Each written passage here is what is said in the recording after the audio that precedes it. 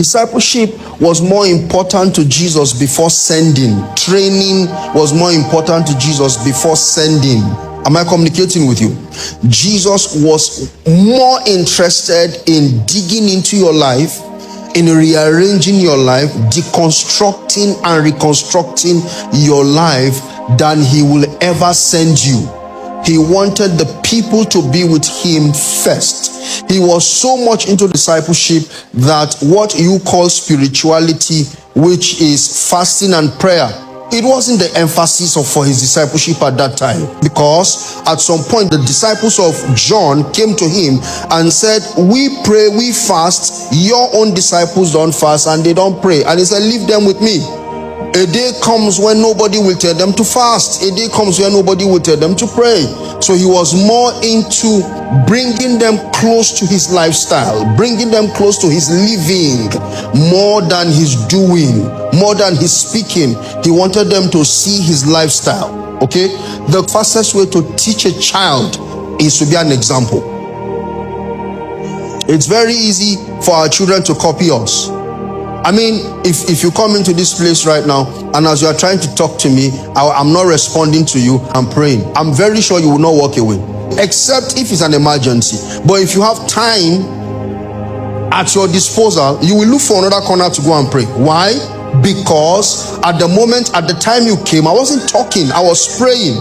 If you want to see an output in the life of the people that follow you as you follow Christ, you must become an example. So the first thing you will see in the life of Jesus towards the disciples is that he had a close range relationship with them.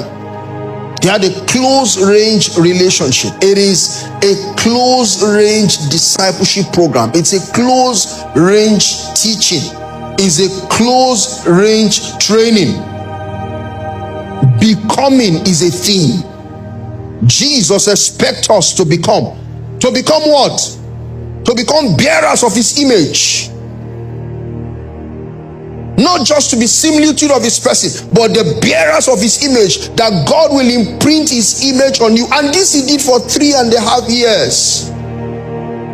Training, retraining, training, retraining, learning, and unlearning some things.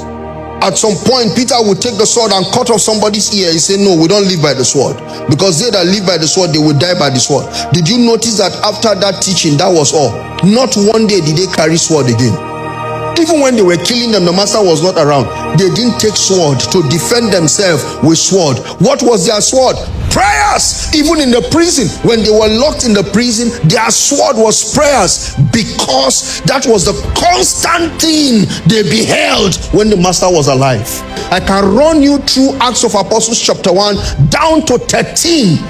You will see prayers, prayers, prayers, prayers. Acts chapter 1 they prayed, chapter 2 they prayed, chapter 3 they prayed as they were going to the hour of prayer. Chapter 4 they threatened them, they prayed. Chapter 5, chapter 6 they prayed. Chapter 7, you will see from all of those chapters that one thing that they learned in that discipleship program, even though Jesus never sat down with them one day and said, come to my prayer closet, follow me, you guys are lazy. Even when he took them to the Mount of Transfiguration and he was praying, the Bible said Peter and the others were heavy with sleep. But he knew well enough that if they keep taking in what I'm teaching them, they will grow into what I want them to grow into. So Jesus says to us from his word that your enlistment into discipleship begins with the desire to abide in me.